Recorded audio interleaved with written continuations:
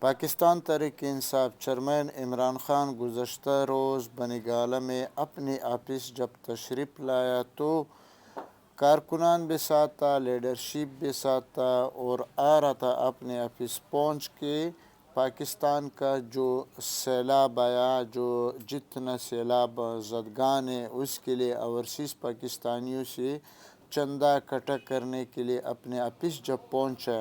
اسی موقع پر سینیٹر فیصل جاوید اور خان صاحب کا پرسنل سیکرٹری فرحت حافظ بھی یہاں پہ موجود تھا۔ اس موقع پر اٹک سے آنے والا ممبران بھی یہاں پہ جس میں عدنان مغل بھی شامل ہے۔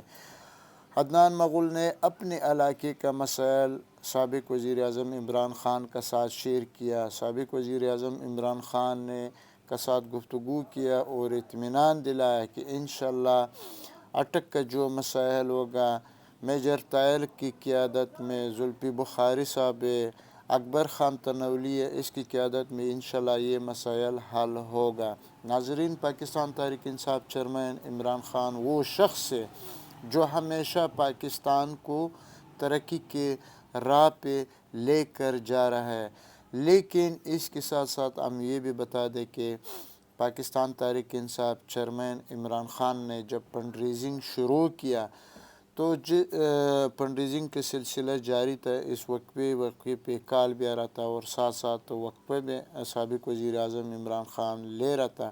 اس موقع پر عمران خان اللہ تعالیٰ کا شکر ادا کر رہا تھا اور اپنی جو قریبی ذریعہ ہے اس کے ساتھ گفتگو کر رہا ہے کہ دیکھو یہ اللہ کا رحمت ہے، یہ اللہ نے ایک رحمت دیا ہمارے لیے۔ پاکستان کا جو اوورسیز پاکستانی ہے یہ پاکستان کا سب سے بڑا سرمایہ ہے، ہر مشکل میں اس وقت پاکستان کے ساتھ کھڑا ہے۔ Chairman P T I Imran Khan کا قریبی دوست چودھری مدثر مچانا بھی یہاں پہ موجود تھا۔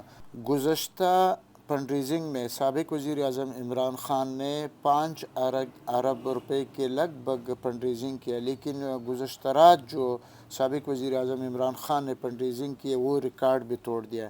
پاکستانی عوام وہ ہے جو اب تک عمران خان پہ بھروسہ رکھتا ہے۔